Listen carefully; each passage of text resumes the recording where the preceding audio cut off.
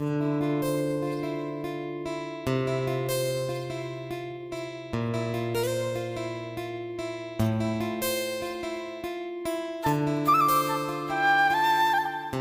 Morning, শুভ সকাল। কেমন আছো সবাই? আশা করছি অনেক ভালো আছো, সুস্থ আছো। আর আমিও কিন্তু বেশ ভালো আছি।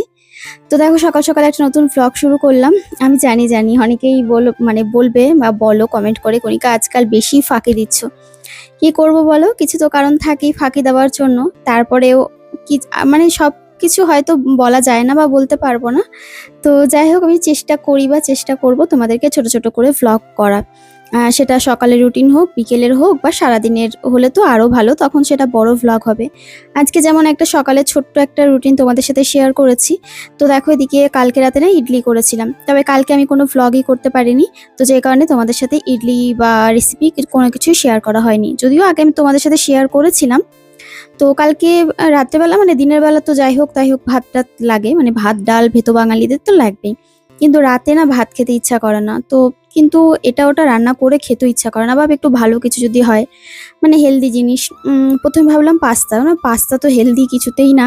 তো বললাম তাহলে ইডলি বানাই। চাল ডাল ভিজিয়ে রেখেছিলাম, ইডলি বানিয়েছিলাম, ওই খেয়েছিলাম রাতে। একটু ব্যাটার রয়ে গেছে, তো সকালে মেয়েকে স্কুলে দিয়ে এসে আমি এদিকে বাসনগুলো আগে মেজে নিচ্ছি।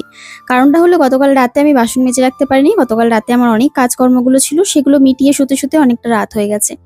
তো তারপরে না একটা সময়ের পর দেখবে এনার্জি আর থাকে না, তখন মনে হয় যে বাবা আর পারছি না, এবার ঘুমাই। তো এরকমটা আমারও হয়। তো ওই জন্য বাসন টাসন কিছু মাজতে পারিনি। আর বাইরে জানলাটা খোলার সাথে সাথে এক রাশ রোদ এসে আমার চোখে পড়লো। বাইরেটা শুধু দেখো সাদা দেখতে পাচ্ছ, আর কিছু দেখতে পাচ্ছ না। তো এদিকে আমি ঘুম চোখে আমার কাজগুলো সেরে নিচ্ছি, কারণ কিছু করার নেই, কাজ তো করতেই হবে। কারণ এই কাজগুলো না করে উঠতে পারলে বরকে উঠাতে পারবো না, দেরি হয়ে যাবে। তো এই সমস্ত ভেবেই তাড়াতাড়ি করে করছি। আর মেয়েকে আবার স্কুলে দিয়ে আসা রয়েছে, মেয়ে স্কুলে রয়েছে। তো সেই চিন্তায় চিন্তায় তাড়াতাড়ি করে সব কাজগুলো করে নিচ্ছি। তো সবার প্রথমে আমাদের কাজ যেটা থাকে রান্নাঘর। রান্নাঘরে এসে এক রাশ কাজ থাকে, সেটা যদি রান্নাঘর অগোছালো হয়ে থাকে। একটা গোছানো গোছানো পরিপাটি রান্নাঘর দেখতে খুব ভালো লাগে, কিন্তু তার পেছনে পরিশ্রমও প্রচুর পরিমাণে থাকে। তো রাতে করে না রাখলে এই পরিশ্রমটা সারাদিনে করতে হয়, টুকটুক টুকটুক করে করার চেষ্টা করছি। আর এই জানলার এই যে বিটগুলো বসানো রয়েছে, জানলার এই ধারগুলো, এগুলোকেও ভালো করে পরিষ্কার করে নিচ্ছি। কারণ রান্না করলে তেল মশলা দেখো যতই চিমনি চালাও, তেল মশলা কিন্তু যায় ঘরে। হয়তো ওপর দিকে ছেটে না, দেয়াল টিয়ালগুলো অতটা নোংরা হয় না যতটা আর কি চিমনি না চালালে হয়। তবে হয়, কাছে পিঠে তেলের মধ্যে যখন তুমি এক গাদা তেলের মধ্যে যদি আলু ভাজো বা কোনো কিছু যাই হোক ভাজো না কেন, যারা মাছ ফাজ খায় তারা মাছ ভাজে, তারা জানে কি ভাবে তেল ছেটে। তারপরে মাছ কি যে কোনো সবজি আর কি, যখন তুমি ভাজতে যাবে একটু লাল লাল করে, আমরা তো সবসময় ওই লাল লাল ঝাল ঝাল এই সমস্তই বুঝি, তখন মশলাপাতি ছেটেই। যাই হোক দেখো, এদিকে গ্যাসটা ভালো করে মুছে নিলাম, বাসনগুলো এই পাশে রাখলাম, এখন আর গুছাবো না, পরে গুছিয়ে নেব। তো যত তাড়াতাড়ি সম্ভব সংসারের কাজগুলো সেরে নিয়ে তারপরে কিন্তু এদিকে বাকি কাজ রয়েছে, আবার রান্না বান্না রয়েছে দুপুরের। তো চেষ্টা করব যদি রান্নার বা দুপুরের ভ্লগ আমি তোমাদের কাছে দিতে পারি বা এডিট করে উঠতে পারি, অবশ্যই শেয়ার করব। কারণ এখন সত্যি কথা বলতে আমার আর ভ্লগ করতে ভালো লাগে না। আমার মানসিক দিক থেকে আমি একটু বিধ্বস্ত। আমার সত্যি বলতে আমার আর কিছুই ভালো লাগছে না। তো যে কারণে আমি ভ্লগ কি আমার কোনো কিছুই দিতে ভালো লাগে না। যেটুকুনি না করলে নয় সেটুকুনিই করি। বাদবাকি মনে হয় আমি চুপ করে বসে থাকি। আমার কারোর সাথে কথা বলতে ভালো লাগে না, আমার কোথাও ঘুরতে যেতে ভালো লাগে না। দিন শেষে আমি আমার মাকে ফোন করি, সারাদিনের কাজের শেষে আমি সেইটাও করি না। আর তারপরে ঘন্টার পর ঘন্টা তো বকার সময় নেই, হয়তো ১ দিন ২ দিন পর করি, প্রতিদিন হয় না তাও, কিন্তু মা করে। এখন মায়ের সাথেও কথা বলি না। মা ফোন করলে না কেমন একটা যেন এখন ভেতর থেকে বিরক্তি ভাব কাজ করে। হ্যাঁ, সেটা হয়তো মায়ের প্রতি নয়, কিন্তু ইচ্ছা করে না, মুখ খুলে কথা বলতে আর ইচ্ছা করে না। ওই ভালো মন্দ জিজ্ঞাসা করবে কেমন আছি, ওই যে কথাগুলো বলবো ওইগুলোই ইচ্ছা করে না। তো একটুখানি কথা বলেই বলি কি, মা রাখো, পরে কথা বলবো, কালকে ফোন করব। আর কালকে তো কালকে আর ফোন করা হয় না। আমি মানুষটা এরকমই, আমাকে এরকম বলতে কি, আমি বরাবর এরকম ছিলাম না, হয়তো হয়ে যাচ্ছি পরিস্থিতিতে বা কিছু কিছু জিনিসের জন্য হয়তো হয়ে যাচ্ছি, আমি নিজেও জানি না কেন হচ্ছি। যাকে চলো, সোফা কাম বেডটা তো ভালোই নরম, বেশ শুয়ে আরাম লাগছে রাতে। তো এটাকে আজকে এদিকে পেতেছিলাম, না হলে না ওই এসির হাওয়াটা একটু অসুবিধা হচ্ছে। আগের দিন ওই দিকে করে পেতেছিলাম লম্বালম্বি আড়াআড়ি করে, আজকে লম্বালম্বি করে পেতেছি। তো ওইদিকে একটা কি বলে কভার, সোফার একটা চাদর খুঁজছি, অন্য একটা চাদর দেবো। তো এটাকে দেখো যেভাবে ইচ্ছা তুমি সরাতে পারো, খুব হালকা কিন্তু ভালো, জানো তো?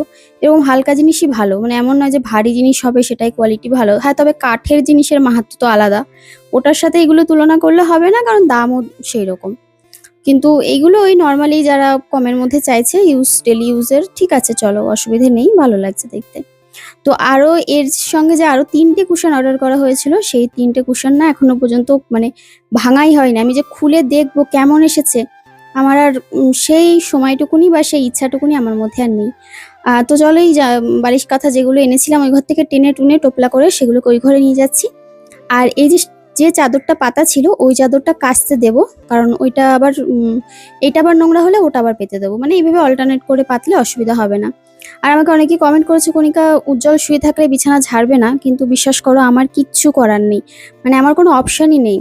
আমার হয়তো মানে আমার নিজেরও মনে হয় যে ইস, একটা মানুষ শুয়ে রয়েছে, ঘরটা ঝাড় দেবো, কিন্তু আমার সত্যি কিছু করার নেই। তখন ভাবি যে না, আমার এই বিছানাটা না ঝাড়লে তো বিছানার নোংরাগুলো নামবে না। তখন ওই সাইড দিয়ে যতটুকুনি সম্ভব ঝাড় দিয়ে ঘরটা ঝাড় দিয়ে মুছে নিই। না হলে না ওই বিছানা পরে ঝাড়তে গেলে ঘর আবার নোংরা হবে, আবার আমাকে ঝাড়তে হবে, মানে একটা কাজ আমাকে তাহলে কতবার করে করতে হবে বলো? এমনিতেই তো আমি ভীষণ মানে খুঁতখুঁতে, এখানে সেখানে নোংরা যতটুকুনি বাড়ি পরিষ্কার করার চেষ্টা করি।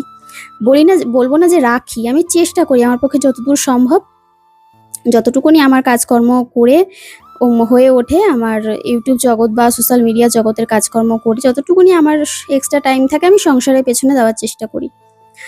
তো যাক, এদিকে দেখো জামা কাপড় নিয়ে চলে এসেছি, কাঁচা হয়ে গেছে জামা কাপড়, তো সেগুলোই মেলে দিচ্ছি।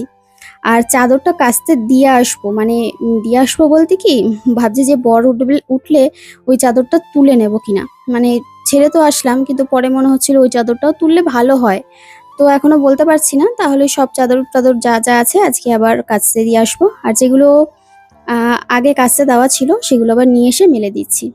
তো মেলে টেলে দিয়ে তারপরে ভাবছি কি করবো, একটু চা খেতে ইচ্ছা করে সকালবেলা উঠে, কিন্তু সেটা আর এখন হয়ে ওঠে না সেভাবে, লেট হয়ে যায়, বা কখনো কখনো কোনোদিনও হয়তো হয়ও না। আবার এখন বরকে বলি একটু ছাতু খেয়ে নাও, কারণ সারাটা দিন না খেয়ে থাকলে না তখন ভীষণ ওরও কষ্ট হয়, আমারও কষ্ট হয়। তারপর স্কুল থেকে ফেরার পথে আমি মেয়ের জন্য একটা ডাব নিয়ে এসেছিলাম, ওর জন্য একটাই এনেছি। তো এদিকে দেখো আমার কিন্তু স্নান হয়ে গেছে, আর মেয়ের জন্য ডাবটা কেটে নিলাম, এবার ওকে গিয়ে দিয়ে আসবো।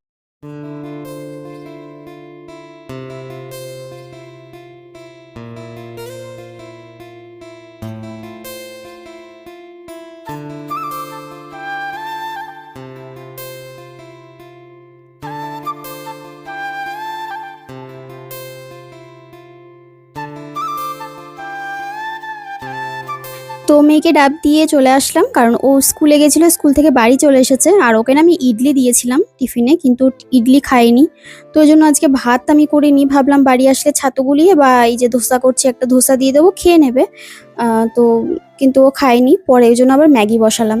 তো ম্যাগি বসিয়েছি, আর দেখো ইডলি, সরি ওই ধোসা বানাতে গিয়ে, ঠিক ধোসা বলা চলে না, কিন্তু একটু ব্যাটার বেঁচে গেছিলো, সেটা দিয়ে ভাবলাম কিছু একটা বানিয়ে দিই, মানে চায়ের সাথে খাওয়ার জন্য। তো চলো, এদিকে সকালের খাবার রেডি হয়ে গেছে। আমার ব্লগটা আজ পর্যন্ত মানে আজকে এটুকুনি।